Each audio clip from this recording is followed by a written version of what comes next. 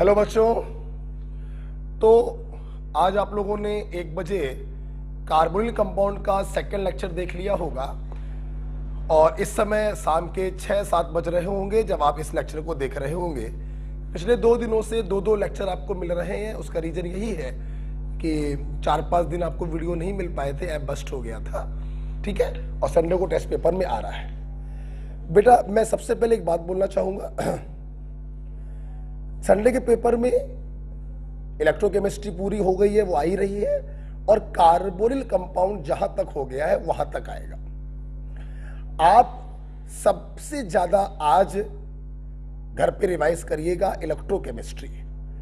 जो भी क्वेश्चन आपके फंसे हैं इलेक्ट्रोकेमिस्ट्री के, मोस्ट ऑफ द बच्चे अपने डाउट मुझे भेज चुके हैं। उसका वीडियो भी 8, साढ़े 8, 9 बजे तक आज ही अपलोड हो जाएगा, तो अपने डाउट को क्लियर भी कर लीजिएगा, क्योंकि कल के टेस्ट पेपर में 30 क्वेश्चन इलेक्ट्रोकेमिस्ट्री के होंगे और 15 क्वेश्चन आपके ऑर्गेनिक के होंगे।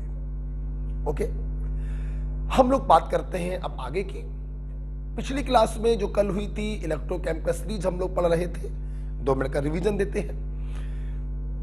ऊपर से नीचे जाने पर इलेक्ट्रोकेमिकल सीरीज में स्टैंडर्ड रिडक्शन पोटेंशियल बढ़ता जा रहा था। ऊपर वालों का एसआरपी सबसे कम, नीचे वालों का एसआरपी सबसे ज्यादा। हाइड्रोजन के ऊपर जो मेटल्स होंगे उनका नेगेटिव होगा, हाइड्रोजन के नीचे वालों का पॉजिटिव हो। हम लोगों ने जो ईसीएस बनाई है वो एसआरपी में बनाई है, रिडक्शन पोटेंशियल में बनाई है, इसलिए हम लोग हमेशा रिडक्शन को दिखाते हैं। Li+ से Li, Mg+2 से Mg, Al+3 से Al, क्लोरीन से Cl-, रिडक्शन दिखाते हैं।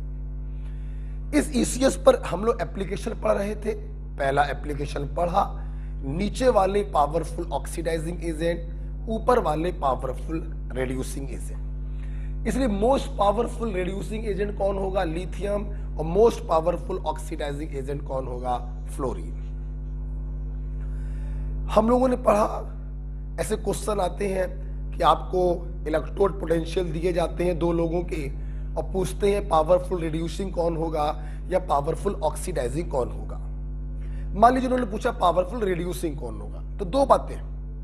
पहली बात, रिड्यूसिंग एजेंट कौन होता है जिसका ऑक्सीडेशन, और दूसरी बात पावरफुल रिड्यूसिंग कौन होगा जो ऊपर। उन्होंने पूछा पावरफुल ऑक्सीडाइजिंग बताइए, फिर 2 बातें। ऑक्सीडाइजिंग एजेंट वो होता है जिसका रिडक्शन हो, और पावरफुल ऑक्सीडाइजिंग वो होगा जो ईसीएस में नीचे हो। दूसरा पॉइंट हम लोगों ने पढ़ा कि ऊपर वाली मेटल जो होती हैं वो ज्यादा रिएक्टिव होती हैं। कभी भी आपको 3-4 मेटल दी जाए, उनके आपको स्टैंडर्ड रिडक्शन पोटेंशियल दिए जाए, सबसे पहले आप ईसीएस बना लिया करो। रिएक्टिविटी ऑर्डर अब बाएं हाथ का खेल है, ऊपर वाले ज्यादा रिएक्टिव, नीचे वाले कम रिएक्टिव। इसी में हम लोगों ने 2 पॉइंट पढ़े कि ऊपर वाले मेटल नीचे वाले मेटल को उनके सॉल्ट सॉल्यूशन से डिस्प्लेस करते हैं। हम लोगों ने इसी में दूसरा पॉइंट पढ़ा कि हाइड्रोजन के ऊपर वाली मेटल एसिड से हाइड्रोजन को डिस्प्लेस करते हैं। रीजन वही था, ऊपर वाले ज्यादा रिएक्टिव है, ऊपर वाले ज्यादा रिड्यूसिंग है, जो नीचे वालों को रिड्यूस कर सकते हैं। अब बच्चों हम लोग इसको आगे बढ़ा रहे हैं। तीसरा बच्चों एप्लीकेशन है इलेक्ट्रोलिसिस। इलेक्ट्रोलिसिस में बच्चों क्या होता है, हमारे पास एक इलेक्ट्रोलिटिक सेल होता है जिसमें 2 मेटल की रॉड पड़ी होती है और इनको हम लोग बैटरी से जोड़ते हैं, ठीक है। मान लीजिए किसी इलेक्ट्रोलाइट AB को आपने पानी में घोलकर इसमें भर दिया, ठीक है। बैटरी की बड़ी प्लेट पॉजिटिव चार्ज होती है, तो उस इलेक्ट्रोड को हम लोग कहते हैं एनोड, और छोटी प्लेट से जुड़ा होता है वो निगेटिवली चार्ज होता है, उसे हम लोग बच्चों कहते हैं कैथोड। इलेक्ट्रॉनों का फ्लो इस प्रकार से हो रहा है। क्या होता है जब करंट इसके अंदर जाती है तो क्या होता है, देखिए बेटा, ये जो कैटायन होते हैं ये अपने चार्ज को खत्म करने के लिए एनोड पर जाते हैं, और ये जो एनायन होते हैं अपने चार्ज को खत्म करने के लिए एनोड पर जाते हैं। हम लोग बात करें एट एनोड। एनोड पे बच्चों क्या होता है, ये एनायन एनोड पर जाता है और अपने निगेटिव को खत्म करने के लिए इलेक्ट्रॉन को लूज करता है, मतलब इसका ऑक्सीडेशन हो जाता है। कैथोड पर क्या होगा, कैथोड पर कैटायन जाएगा, अपने पॉजिटिव को खत्म करने के लिए इलेक्ट्रॉन को एक्सेप्ट करेगा और इसका रिडक्शन बच्चों हो जाता है।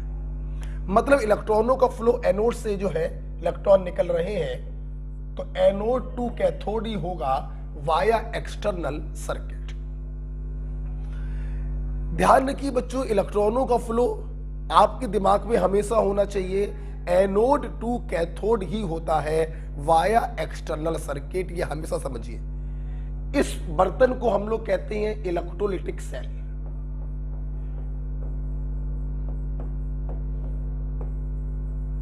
तो चाहे इलेक्ट्रोलिटिक सेल हो चाहे गैल्वेनिक सेल हो, इलेक्ट्रॉनों का फ्लो हमेशा होता है anode to cathode via external circuit, या आप बोल सकते हो cathode to anode via internal circuit. हमेशा ध्यान रखना, चाहे गैल्वेनिक हो चाहे इलेक्ट्रोलिटिक हो। तो बच्चों आप देखिए क्या हो रहा है, आप करंट को कंज्यूम कर रहे हैं और ना होने वाली रिएक्शन को करवा रहे हैं। इसीलिए बेटा हम लोग कहते हैं कि इलेक्ट्रोलिटिक सेल जो होते हैं ये इलेक्ट्रोलिटिक सेल जो होते हैं ये इलेक्ट्रिकल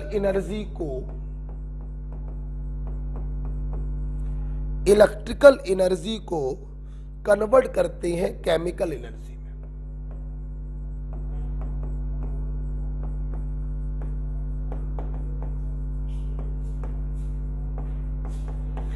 गैल्वेनिक सेल के जस्ट अपोजिट होता है, वो केमिकल को इलेक्ट्रिकल में बदलते हैं, ये इलेक्ट्रिकल को केमिकल में बदलते हैं।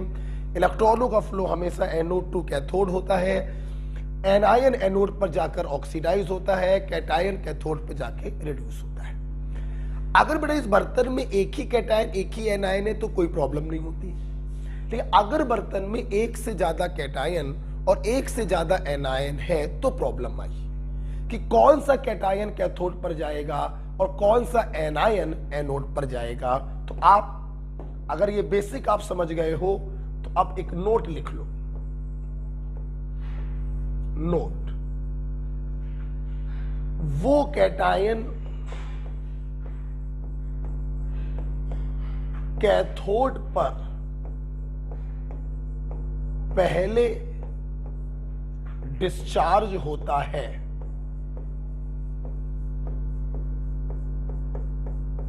जो ECS में नीचे हो।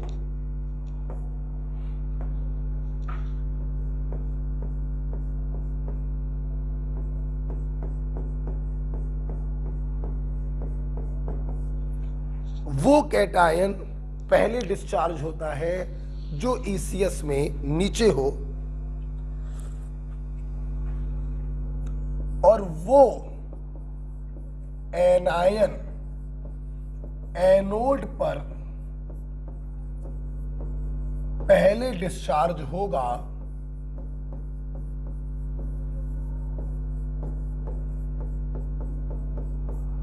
जिसके पास ऑक्सीजन कम हो, जिसके पास ऑक्सीजन कम हो, जिसके पास ऑक्सीजन कम हो, ब्रैकेट में एक्सेप्ट फ्लोराइड।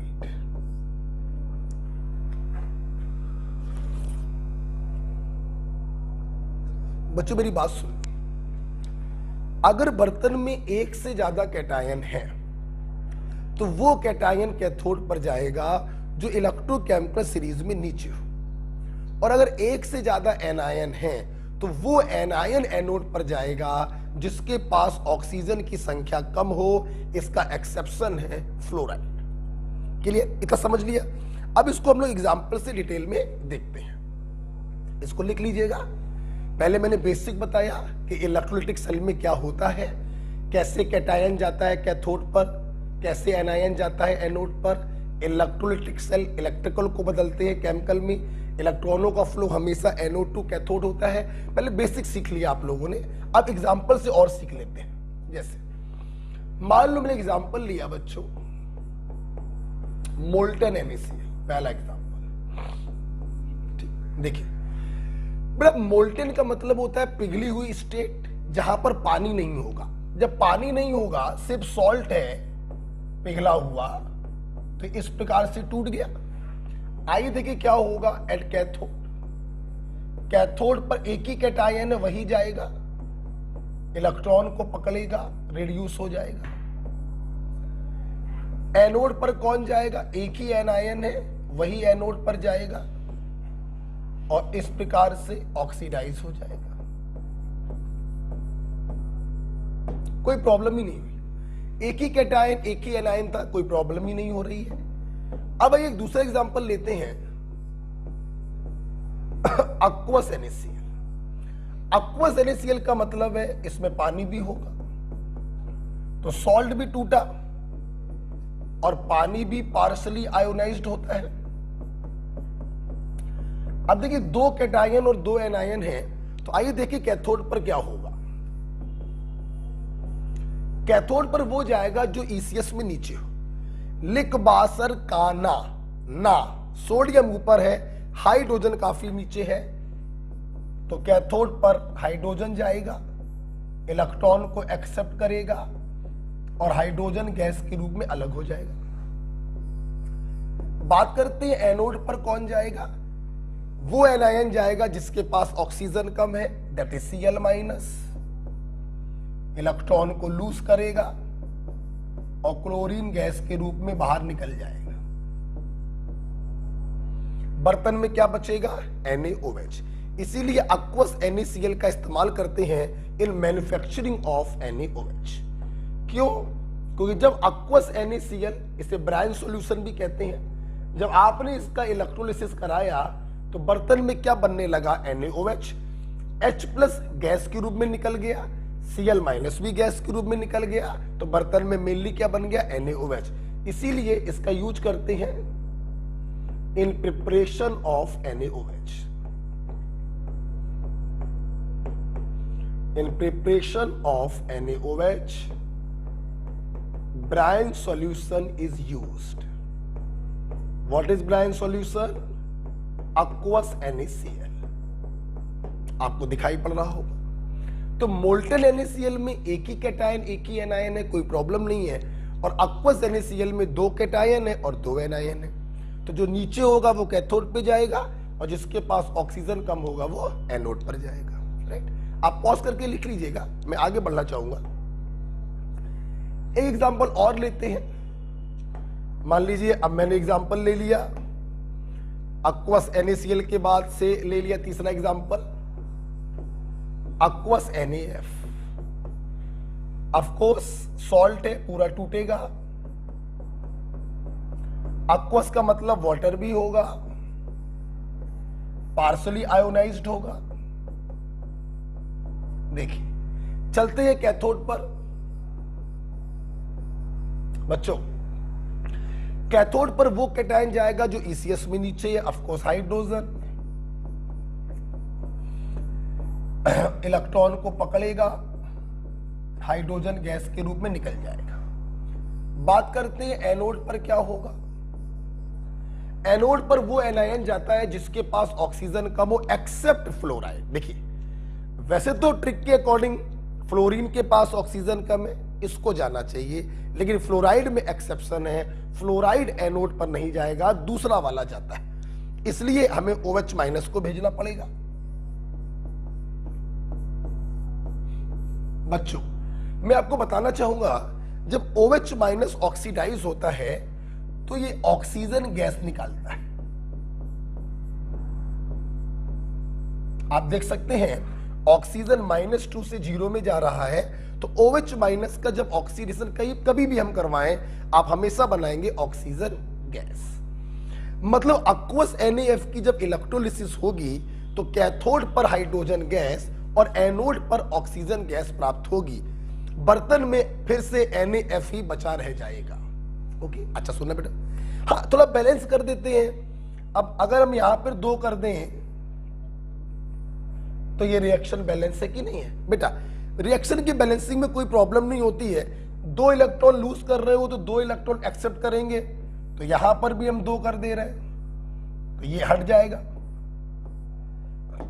अब 2H प्लस है, 2OH माइनस है, तो यहां भी 2 कर दे रहे हैं, तो बैलेंसिंग की प्रॉब्लम नहीं होती है।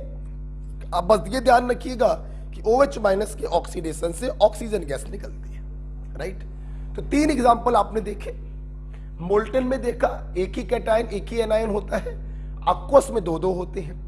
तो कैथोड पर वो जाएगा जो ECS में नीचे हो, एनोड पर वो जाएगा जिसके पास ऑक्सीजन कम हो एक्सेप्ट फ्लोराइड, राइट।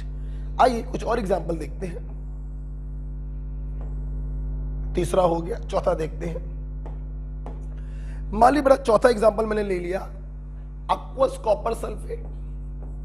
मोल्टन के एग्जांपल नहीं ज्यादा पूछे जाते हैं क्योंकि मोल्टन में कोई प्रॉब्लम ही नहीं होती। एक ही कैटायन होता है वही कैथोड पे जाएगा, एक ही एनायन होता है वही एनोड पे जाएगा। जो भी क्वेश्चन आते हैं aqueous के ऊपर आते हैं, इसीलिए सॉल्ट 100% टूट गया, वाटर कोई प्रॉब्लम नहीं होनी चाहिए बच्चों। आप चार्ज को बैलेंस कर दे रहे हो, तुम्हारे पास 2 प्लस है तो मेरे पास भी 2 प्लस, तुम्हारे पास 2 माइनस है तो मेरे पास भी 2 माइनस होंगे। आइए चलते हैं कैथोड पर। देखना बच्चों, वो जाएगा जो ECS में नीचे होगा। ECS में नीचे कौन होता है? Cu+2। तो Cu+2 जाएगा, 2 इलेक्ट्रॉनों को पकड़ेगा, इसका रिडक्शन हो जाएगा। और एनोड पर वो जाता है जिसके पास ऑक्सीजन कम हो, या 4 ऑक्सीजन है या 2 ऑक्सीजन है तो OH जाएगा, इलेक्ट्रॉनों को लूज करेगा और ऑक्सीजन गैस में ऑक्सीडाइज हो जाएगा। मतलब आप देख सकते हैं जब aqueous कॉपर सल्फेट की इलेक्ट्रोलिसिस कराएंगे तो कॉपर कैथोड पे डिपॉजिट होगा और ऑक्सीजन गैस एनोड पर निकलेगी। बच्चों बर्तन में क्या मिलेगा? Sulphuric acid. तो आप इस मेथड से सल्फ्यूरिक एसिड को बना सकते हैं। मेरे ख्याल से आप लोगों को इलेक्ट्रोलिसिस क्लियर हुआ होगा। ये भी आप देखिए ECS का एप्लीकेशन है। जिसको इलेक्ट्रोकेमिकल सीरीज याद होगी वही बता पाएगा कि नीचे कौन होता है, क्योंकि नीचे वाला कैथोड पर जाता है। ओके बच्चों, चलिए ये आप लोगों ने इलेक्ट्रोकेमिकल सीरीज के हमसे कुछ एप्लीकेशंस पढ़े। अब बेटा हम लोग जा रहे हैं, इस चैप्टर में 2 हेडिंग शेष बची हैं। अगली हेडिंग है करोजन। आइए बेटा देखते हैं, हटा रहे हैं बेटा इसको लिख लीजिएगा पॉज करके। अगली बेटा हेडिंग है करोजन।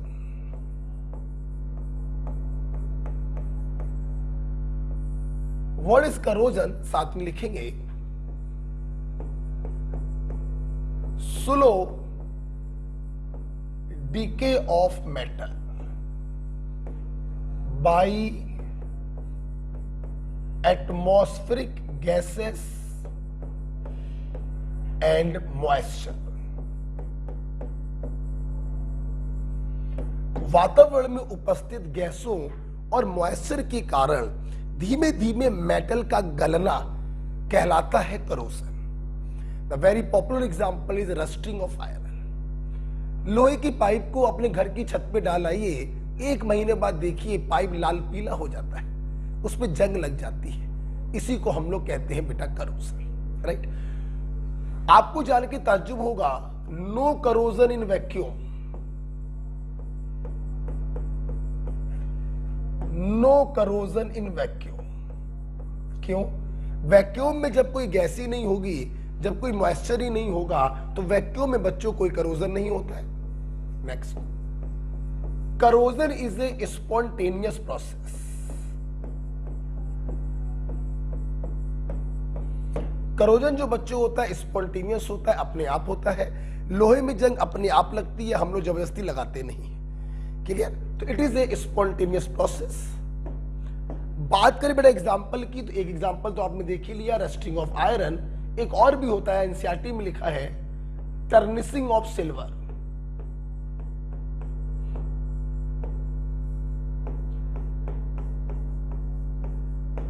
टर्निशिंग of silver. आप बच्चों कोई चांदी का बर्तन खरीद के लाइए बाजार से, बड़ा चमकता है। आफ्टर 10 डेज 20 डेज या 1 मंथ आप देखिए वो काला पड़ने लगता है। तो ये जो काला पड़ रहा है ना, इसी को कहते हैं tarnishing of silver, and this is a type of corrosion. काला पड़ने का मेन रीजन होता है oxidation of silver into silver sulphide, formation of Ag2S। Silver sulphide बनने के कारण ही काला पड़ जाता है। यह भी एक करोजन का प्रक्रम है, इसे टर्निशिंग ऑफ सिल्वर कहते हैं। अगला बड़ा एग्जांपल है इसका, जो थोड़ा हम लोग को डिटेल में पढ़ना है, rusting of iron. Rusting of iron, लोहे में जंग लगना। मैं आपको बताना चाहूंगा, रस्ट इज, जंग को अंग्रेजी में रस्ट कहते हैं। Rust is hydrated ferric oxide. Rust is hydrated ferric oxide, that is Fe2O3.XS2। हम लोगों को बच्चों रस्टिंग को ही डिटेल में पढ़ना है। आइए मैं आपको बताऊं आखिर लोहे में जंग कैसे लगती है। आपको जान के बच्चों ताज्जुब होगा कि लोहे में जंग लगना भी एक इलेक्ट्रोकेमिकल प्रोसेस है। एक छोटे छोटे कई सारे गैल्वेनिक सेल लोहे की सरफेस पर बन जाते हैं, और इन गैल्वेनिक सेल बनने के कारण, इन इलेक्ट्रोकेमिकल प्रोसेस के कारण लोहे में जंग लगती है। आइए मैं अपने स्टूडेंट को इसको डिटेल में पढ़ाऊं। मेरी मेन हेडिंग चल रही है रस्टिंग ऑफ आयरन। देखिए, मान लो बच्चों ये लोहे का एक टुकड़ा है, आयरन पाइप, ठीक है। होता क्या है बच्चों, जगह जगह पे क्या होता है, छोटे छोटे गैल्वेनिक सेल बन जाते हैं। हम एक सेल आपको बनाकर दिखाएं, ये कोई छोटी सी जगह है, हमने अंदर गड्ढा कर दिया है दिखाने के लिए कि मैं यहां पे बात कर रहा हूं। इस छोटी सी जगह पर एक गैल्वेनिक सेल बन गया, एक हिस्सा एनोड बन गया, एक हिस्सा कैथोड बन गया, और इलेक्ट्रॉनों का फ्लो एनोड टू कैथोड होने लगा। कैसे होने लगा जब देखिएगा, गैल्वेनिक सेल है, आइए देखते हैं एनोड पर क्या होगा। ऑफ कोर्स एनोड पर बच्चों ऑक्सीडेशन होगा, आयरन के पाइप का ऑक्सीडेशन हो जाएगा इनटू Fe+2। जब तक बच्चों आयरन एटॉमिक फॉर्म में था, जब तक ये सॉलिड फॉर्म में था, तब तक ये आयरन का पार्ट था, इस पाइप का पार्ट था, इस पाइप को मजबूती दे रहा था।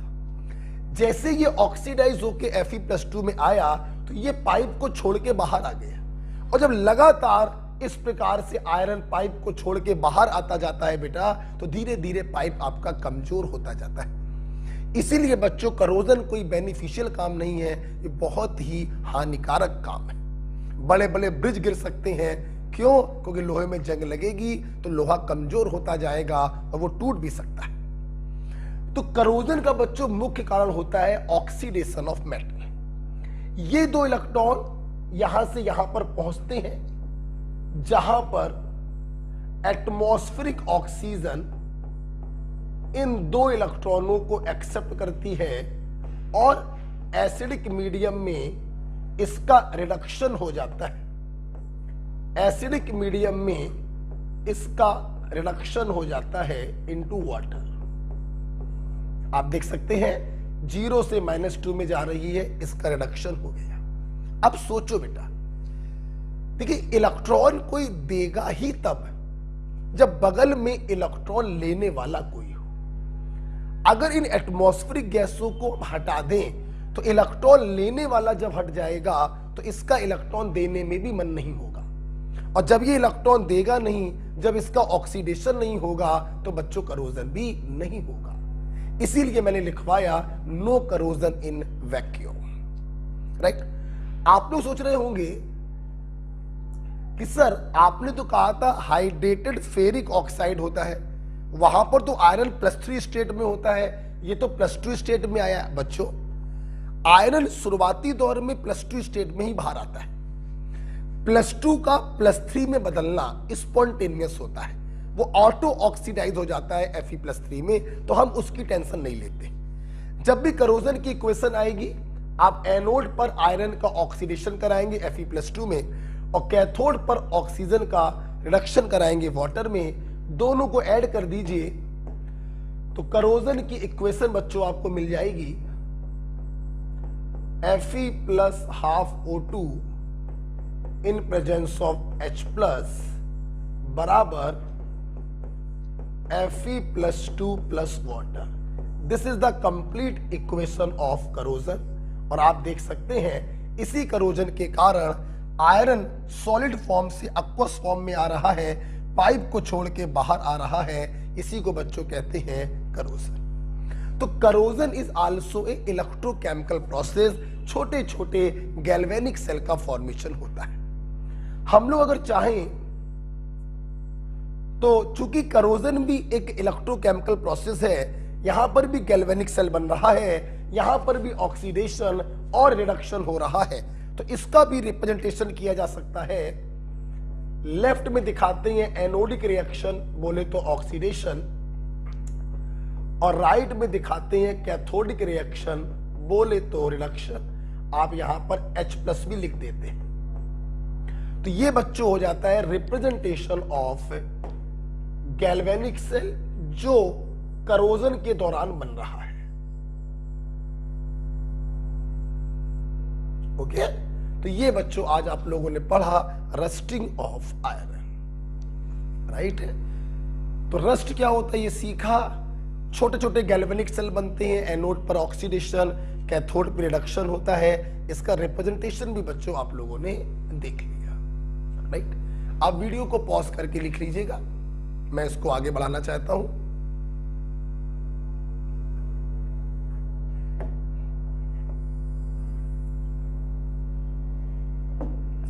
यहां पे बेटा मैं एक पॉइंट आपको बताना चाहता हूं, तो बहुत ही इंपॉर्टेंट क्वेश्चन बच्चों ये आपके एग्जाम में आता है कि करोजन का मुख्य कारण क्या है। मेटल का ऑक्सीडेशन या रिडक्शन, तो आप देख रहे हैं मेटल का oxidation, right.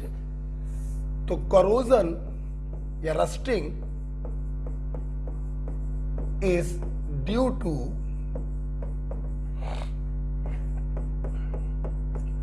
oxidation of metal, that is anodic nature।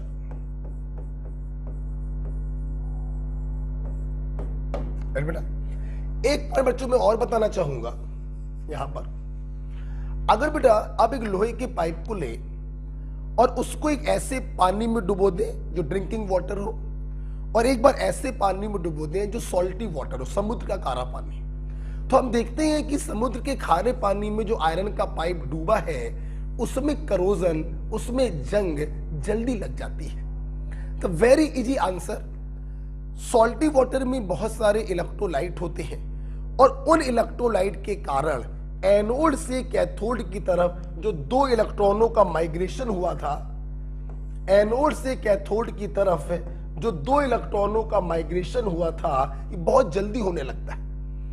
इलेक्ट्रॉनों का माइग्रेशन जितना ज्यादा होगा मतलब ऑक्सीडेशन उतना ज्यादा होगा, मतलब जंग का फॉर्मेशन उतनी जल्दी से होगा।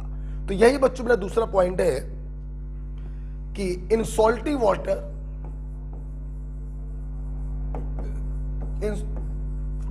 Water, corrosion is fast, corrosion is fast due to presence of ions which increases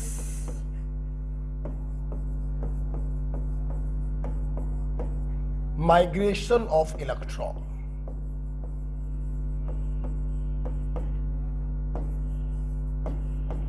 which increases migration of electron, right. तो आपने करोजन में रस्टिंग देखी, रस्ट क्या होता है, मैकेनिज्म देखी, गैल्वेनिक सेल पढ़ा। आपने ये भी समझा करोजन एक गंदा प्रोसेस है, एक हार्मफुल प्रोसेस है, इससे लोहे को नुकसान पहुंचता है, लोहा कमजोर हो जाता है, लोहे से बहुत सारी चीजें बनती हैं, वो टूट सकती। जरूरत है लोहे को करोजन से बचाने के लिए। तो हम लोग पढ़ने जा रहे हैं प्रोटेक्शन फ्रॉम करोजन। ठीक है बच्चों, हटा दे रहे हैं इसको। अगला बेटा पॉइंट होगा करोजन से प्रोटेक्शन कैसे करेंगे।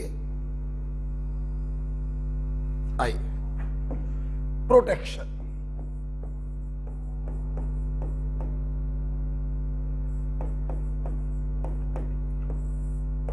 पहला बच्चों होता है कैथोडिक प्रोटेक्शन।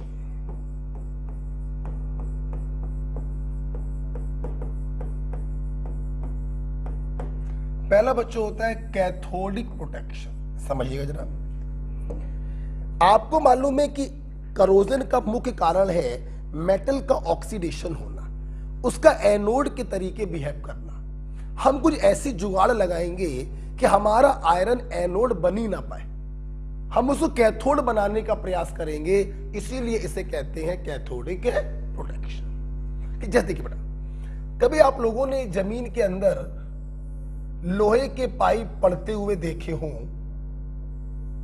लोहे के पाइप जमीन के अंदर बहुत सारे काम हो सकते हैं, गैस लाइन बिछ रही हो, वाटर लाइन बिछ रही हो, तो वो लोग क्या करते हैं बच्चों, इस आयरन पाइप को जगह जगह मैग्नीशियम के ब्लॉक से जोड़ देते हैं।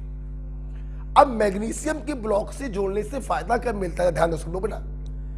मैग्नीशियम की पोजीशन इलेक्ट्रोकेमिकल सीरीज में ऊपर है, आयरन की पोजीशन नीचे है।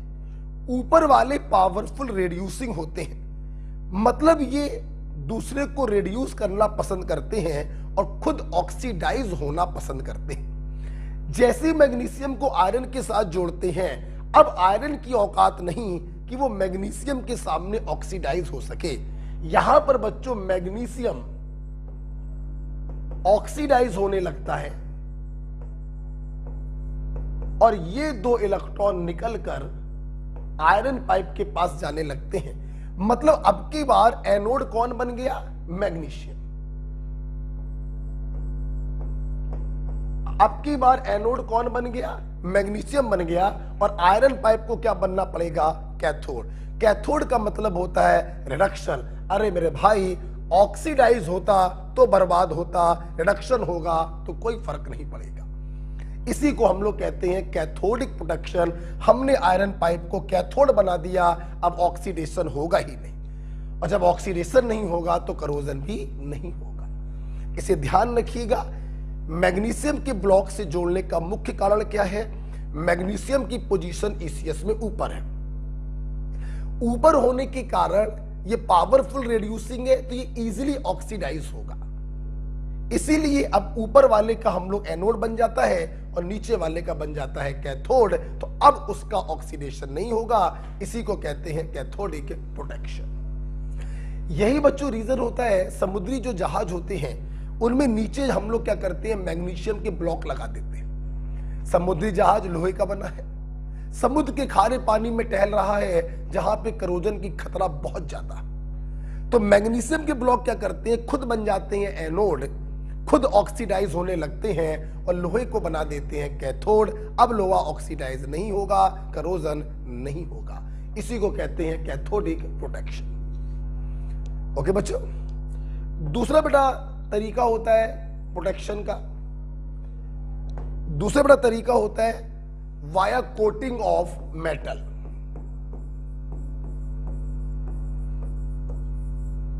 Via coating of metal,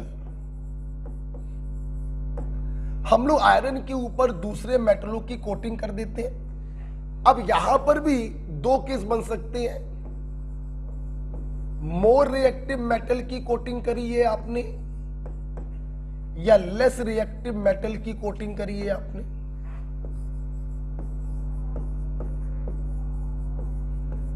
more reactive metal की कोटिंग करी है आपने या लेस रिएक्टिव मेटल की कोटिंग करी है आपने। मेरे भाई, आयरन के ऊपर भी मेटल्स है, आयरन के नीचे भी मेटल है।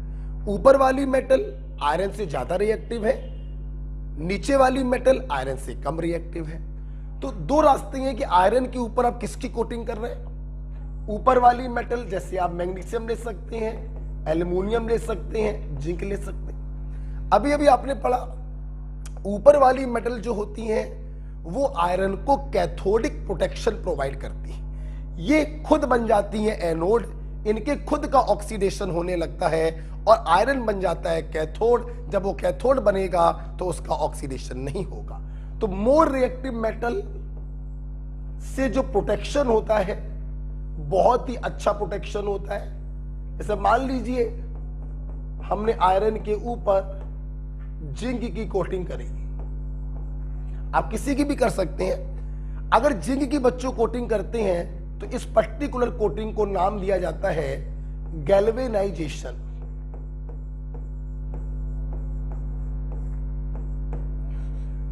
इस पर्टिकुलर को बच्चों नाम देते हैं गैल्वेनाइजेशन। अब देखिए बेटा, मोर रिएक्टिव मेटल की कोटिंग ज्यादा अच्छी क्यों होती है? ये जब तक इसको चारों तरफ से ढके है तब तक तो ये बच रहा है। अगर ये कोटिंग कहीं से ब्रेक भी हो जाती है तब भी आयरन का करोजन नहीं होता है, क्योंकि जिंक जब तक इससे जुड़ा हुआ है वो इसको कैथोड बना देगा और खुद बना रहेगा एनोड। और जब तक ये कैथोड बना रहेगा तब तक इसका करोजन नहीं होता। कहने का तात्पर्य बच्चों ये है कि मोर रिएक्टिव मेटल खुद एनोड बन जाती हैं, खुद ऑक्सीडाइज होती रहती हैं, खुद बर्बाद होती रहती हैं, लेकिन लोहे को बर्बाद होने नहीं देती।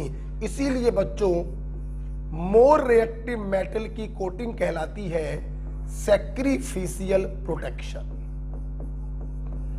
खुद को बर्बाद कर लेती हैं लेकिन लोहे को बर्बाद होने नहीं देती, इसीलिए इसे कहते हैं sacrificial protection. Less reactive metal तो बहुत अच्छा नहीं होता है, आप निकल ले सकते हैं कि बहुत अच्छा तो नहीं है। यहां पर लेस रिएक्टिव मेटल की कोटिंग कर देते हैं।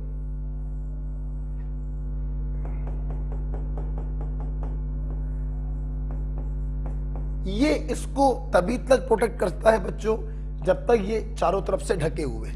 अगर कहीं से ब्रेकिंग होती है कोटिंग की तो फिर करोजन चालू हो जाएगा, क्योंकि आयरन निकिल से ऊपर है, आयरन एनोड बन जाएगा, इसका ऑक्सीडेशन होने लगेगा और ये करोड होने लगेगा। इसलिए ये प्रोटेक्शन उतना अच्छा नहीं होता है जितना अच्छा प्रोटेक्शन होता है मोर रिएक्टिव मेटल का, जैसे मैग्नीशियम, एल्युमिनियम और जिंक। ओके बच्चों, तो इस प्रकार से दो तरीके पढ़े, कैथोडिक प्रोटेक्शन और via coating of other metal.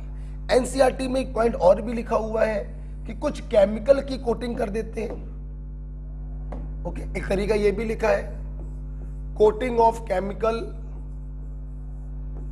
Coating of chemical, जैसे एनसीईआरटी में लिखा है बिस्फिनॉल, also prevent corrosion।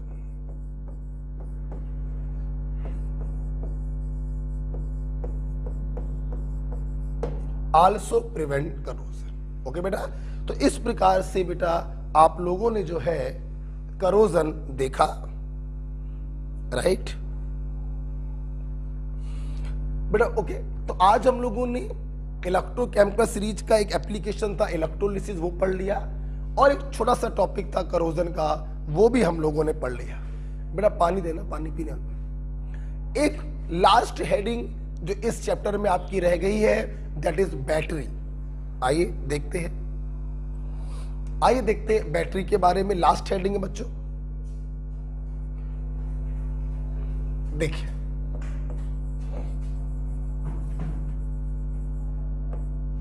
ला बेटा,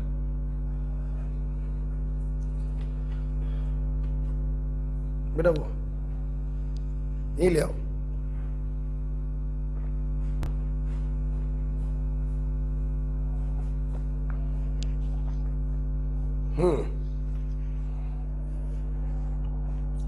हम लोग बड़ा बात करेंगे बैटरी की। ये भी प्यारा सा कॉन्सेप्ट भाई एनसीईआरटी में दिया गया है, आपको पढ़ना पड़ेगा। बैटरी बच्चों क्या होती है? बैटरी जो बच्चों होते हैं ये दो प्रकार की होती हैं। पहली, या उससे पहले एक बात बताना चाहेंगे कि बैटरी होती क्या है। They are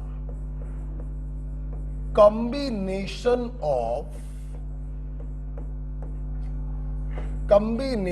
of electrochemical cell।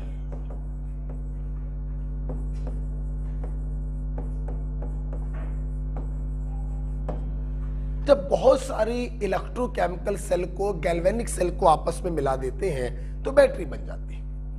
आप कभी बाजार में जाइए बैटरी लेने, तो छोटी बैटरी से लेकर बड़ी बैटरी तक आपको बाजार में मिलती है। वो नंबर ऑफ सेल के आधार पर छोटी और बड़ी होती है। बैटरी बच्चों दो प्रकार की होती है। बैटरी बच्चों दो प्रकार की होती है। पहला, प्राइमरी सेल। सेल बोलो या बैटरी बोलो, बात तो एक ही है ना। सेल को मिलाकर ही तो बैटरी बनती है। प्राइमरी सेल बच्चों उन्हें कहते हैं कैन नॉट रिचार्ज,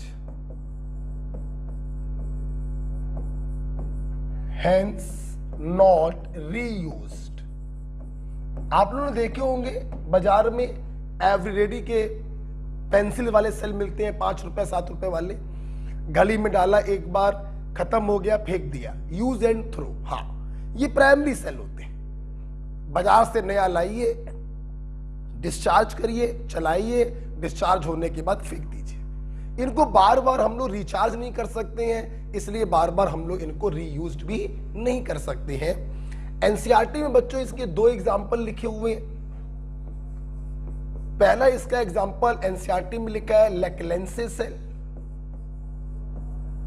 या हम लोग इसको बच्चों ड्राई सेल भी कहते हैं।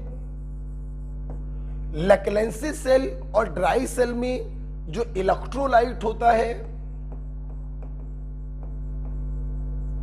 वो इलेक्ट्रोलाइट बच्चों होता है NH4Cl प्लस जिंक क्लोराइड। बच्चों ये याद होना चाहिए। लेक्लेंसे सेल और ड्राई सेल में जो इलेक्ट्रोलाइट होता है that is NH4Cl plus zinc chloride. और एक पॉइंट आपको और याद करना है, डीपोलराइजर। ध्यान रखिएगा, मतलब जानने की जरूरत नहीं है, आपको सीधे याद होना चाहिए कि डीपोलराइजर क्या होता है लेक्लेंसे सेल में। It is MnO2। दूसरा एग्जांपल बच्चों इसका लिखा हुआ है बटन सेल। बटन सेल या मरकरी सेल। और इसमें आपको एक पॉइंट ध्यान रखना है कि इसमें बच्चों इलेक्ट्रोलाइट होता है KOH प्लस HgO, इसीलिए इसको मरकरी सेल भी कहते हैं। बटन सेल और मरकरी सेल में इलेक्ट्रोलाइट KOH प्लस HgO होता है। बटन सेल की बच्चों खास बात क्या है, जब तक ये काम करता है तब तक ये हमें कांस्टेंट वोल्टेज प्रोवाइड करता है। आपने घड़ियों में यूज होने वाले सेल देखे होंगे, जब तक चलती हैं घड़ी हर दिन सही टाइम बताती है। डिस्चार्ज, जैसे तुमने सेल लगाया, सेल डिस्चार्ज होना चालू हो गया। अगर डिस्चार्ज होना चालू हो गया तो क्या ऐसा होता है कि आज जिस समय पर 5 बज रहे हैं, कल उस समय पर 4 बजे, परसों उस समय पर 3 बजे? ऐसा नहीं होता है। जब तक हमारी सेल चलता रहता है, घड़ी हमको डेली सही टाइम बताती रहती है। उसका रीजन क्या होता है कि जो बटन सेल होते हैं ये कांस्टेंट वोल्टेज प्रोवाइड करते हैं through out their life span. जब तक काम करते हैं कांस्टेंट वोल्टेज प्रोवाइड करते हैं, क्योंकि इनका जो इलेक्ट्रोलाइट होता है बच्चों वो कंज्यूम नहीं होता। इन सेलों के खराब होने के दूसरे रीजन होते हैं, इलेक्ट्रोलाइट कंज्यूम नहीं होता है, इसलिए ये कांस्टेंट वोल्टेज प्रोवाइड करते हैं। आप लिख लीजिएगा, ठीक है। प्राइमरी सेल के 2 एग्जांपल लिखे। अब बेटा हम लोग बात करेंगे सेकेंडरी सेल की। सेकेंडरी सेल की बात करेंगे, आपने लिख लिया होगा इसको। और कांस्टेंट वोल्टेज प्रोवाइड करते हैं, ये भी लिख लीजिएगा, क्योंकि इलेक्ट्रोलाइट कंज्यूम नहीं होता। दूसरा बच्चों हम लोग पढ़ने जा रहे हैं secondary cell.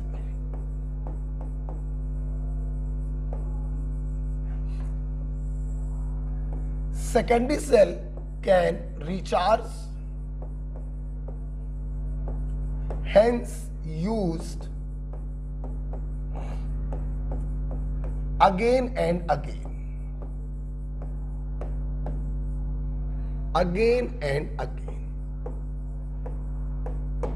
एनसीईआरटी में इसके भी 2 एग्जाम्पल लिखे हुए हैं। निकेल कैडमियम सेल, इसे हम लोग निकेल सेल भी कहते हैं, डिटेलिंग नहीं पढ़नी है। और दूसरा बच्चों लिखा हुआ है लेड स्टोरेज बैटरी, घरों में यूज होने वाली बैटरी, इसकी हम लोगों को डिटेलिंग पढ़नी है, हाउस होल्ड बैटरी।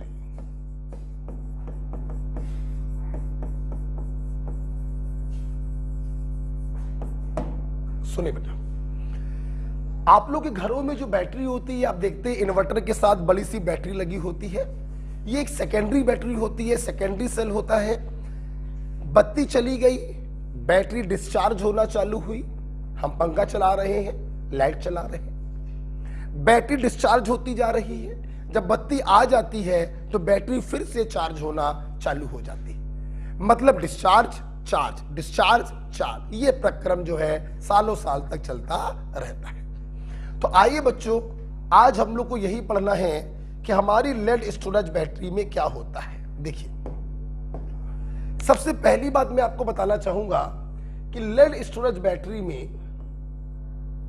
हम लोग लेड का बनाते हैं एनोड,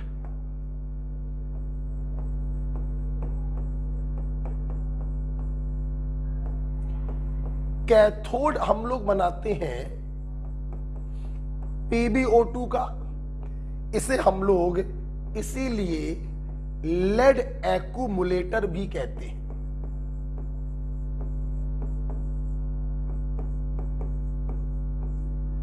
और बच्चों यहां पर इलेक्ट्रोलाइट होता है concentrate H2SO4। Lead storage battery, घरों में यूज होने वाली बैटरी, सेकेंडरी सेल होता है, डिस्चार्ज होती है, चार्ज होती है, डिस्चार्ज होती है, चार्ज होती है। एनोड होता है लेड का, कैथोड होता है लेड डाइऑक्साइड, जिसे लेड एक्यूमुलेटर भी इसीलिए कहते हैं, और इलेक्ट्रोलाइट होता है कंसंट्रेट H2SO4। यहां पे आपको दोनों चीजें पढ़नी है। डिस्चार्ज होगी तो क्या क्या घटना बैटरी के अंदर होगी, और जब चार्ज होगी तो क्या क्या घटना बैटरी के अंदर होगी। तो आइए सबसे पहले देखते हैं ड्यूरिंग डिस्चार्जिंग। आइए देखते हैं what happens during discharging.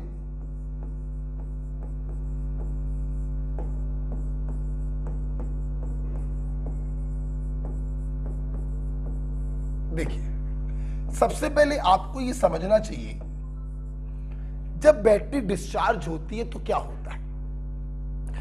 Battery के अंदर केमिकल रिएक्शन चलती है, और वो केमिकल रिएक्शन से produce chemical energy electrical energy में बदलती है, जिससे हम पंखा चलाते हैं। मतलब जब हमारी बैटरी डिस्चार्ज होती है, हमारी नहीं लेड स्टोरेज बैटरी, तो it work like galvanic cell, work like galvanic cell. जब लेड स्टोरेज बैटरी डिस्चार्ज होती है तो वो गैल्वेनिक सेल की तरह काम करती है, केमिकल एनर्जी को इलेक्ट्रिकल एनर्जी में तब्दील करती है। मैं बैटरी के अंदर जो बहुत सारे गैल्वेनिक सेल होंगे, मैं एक सेल को बनाकर दिखा रहा हूं, या देखिएगा, ये एनोड है,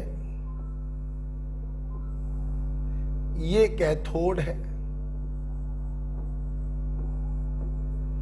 जिसको आपने H2SO4 इलेक्ट्रोलाइट में डिप किया है,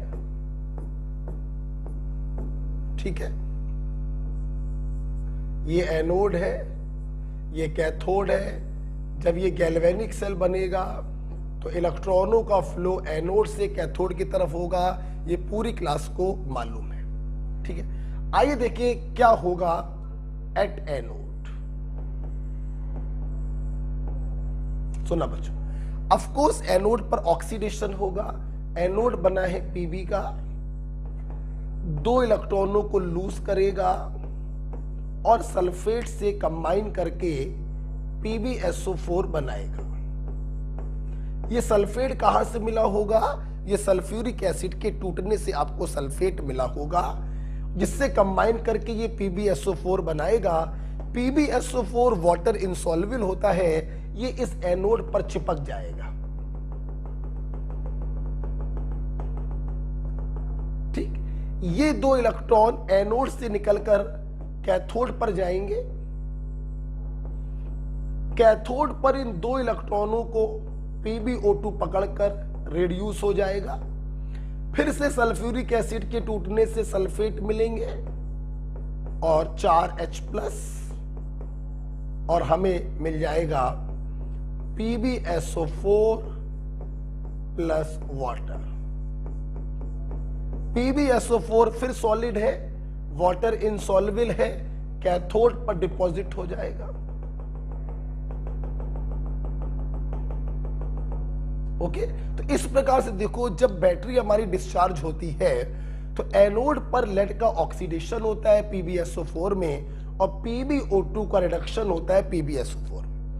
यही ऑक्सीडाइज प्रोडक्ट भी होता है और यही रेड्यूस प्रोडक्ट भी होता है, जो अपने अपने इलेक्ट्रोड पर चिपक जाता है।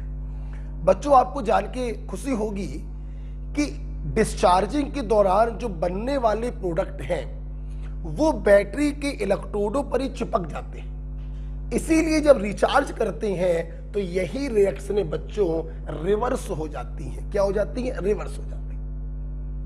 अगर ये बनने वाला प्रोडक्ट अपने इलेक्ट्रोड पर डिपॉजिट ना होता, ये उड़ जाता, तो बच्चों इसको रिचार्ज करना पॉसिबल नहीं होता। क्योंकि डिस्चार्जिंग के दौरान बनने वाली चीजें अपने अपने इलेक्ट्रोड पर डिपॉजिट हो जाती हैं, इसीलिए चार्जिंग करते समय यही रिएक्शनें रिवर्स हो जाती हैं और बैटरी रिचार्ज होने लगती है। तो अगर ओवरऑल रिएक्शन पूछी जाए डिस्चार्जिंग की तो जोड़ दीजिए Pb plus PbO2,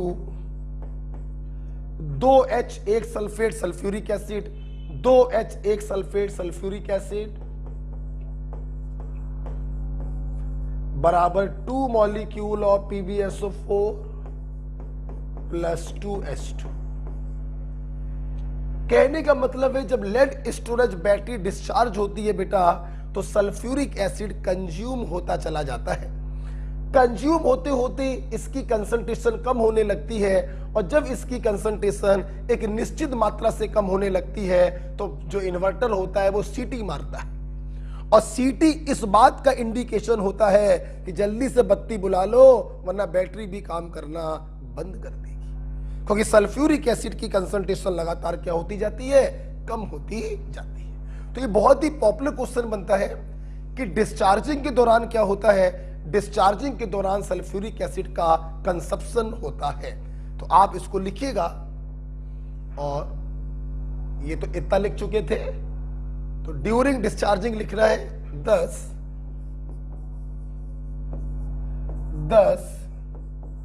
sulphuric acid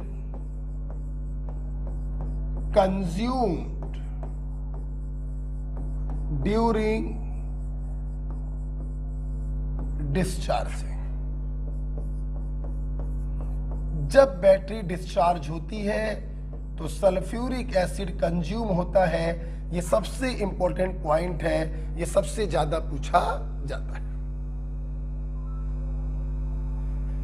okay, तो एनोड पर लेड का ऑक्सीडेशन हुआ, कैथोड पर PbO2 का रिडक्शन हुआ और डिस्चार्जिंग के दौरान सल्फ्यूरिक एसिड कंज्यूम हुआ।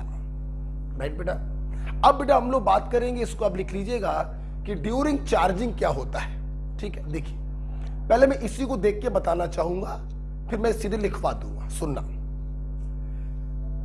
चार्जिंग के दौरान यही रिएक्शनें अपने अपने इलेक्ट्रोड पर रिवर्स हो जाती हैं। बात नंबर 1 समझो। और बात नंबर 2, ना सिर्फ ये रिएक्शनें रिवर्स हो जाती हैं बल्कि इलेक्ट्रोड भी रिवर्स हो जाते हैं। जिसे आप चार्जिंग में डिस्चार्जिंग में एनोड बोल रहे हैं वो जिसे आप डिस्चार्जिंग में एनोड बोल रहे हैं वो चार्जिंग में कैथोड बन जाएगा, और जिसे आप डिस्चार्जिंग में कैथोड बोल रहे हैं वो चार्जिंग में एनोड बन जाएगा। तो अब सुनिए समरी, अगर समझ में आ गया तो ठीक, नहीं आया तो अब सुनो। अगर रिचार्जिंग में एनोड पर रिएक्शन पूछी जाए तो कैथोड वाले को पलटा के लिखेंगे, और कैथोड पे रिएक्शन पूछी जाए तो एनोड वाले को पलटा कर लिखेंगे। क्योंकि जब रिचार्ज होता है सेल हमारा, जब बैटरी रिचार्ज होती है तो ना सिर्फ रिएक्शनें पलट जाती हैं बल्कि इलेक्ट्रोडों के नाम भी पलट जाते हैं। जो डिस्चार्जिंग में एनोड होता है वो रिचार्जिंग में कैथोड हो जाता है, और जो कैथोड होता है वो एनोड हो जाता है। इसलिए बच्चों ध्यान रखना, रिचार्जिंग में अगर एनोड पे रिएक्शन पूछी जाए तो कैथोड वाले को पलटा के लिखेंगे, और कैथोड पे रिएक्शन पूछी जाए तो एनोड वाले को पलटा कर लिखेंगे। जैसे अगर मैं इसी को छोटा कर दूं, ठीक है, और किनारे लिख दे रहा हूं, ये लिखा हुआ है, ठीक। तो अगर मैं बात करूं ड्यूरिंग रिचार्जिंग क्या होगा,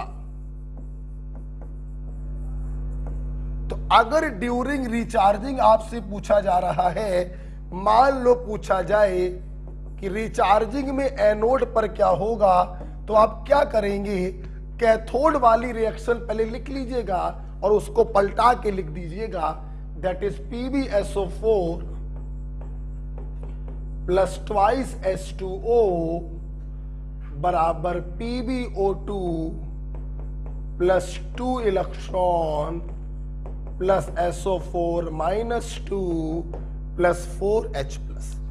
एनोड पर पूछा तो कैथोड को पलटा के लिखेंगे, और अगर बेटा हमसे रिचार्जिंग के दौरान कैथोड पर पूछते तो हम लोग क्या करते, एनोड वाले को पलटा के लिखेंगे, दैट इज PbSO4 बराबर Pb minus 2 electron plus SO4 minus 2।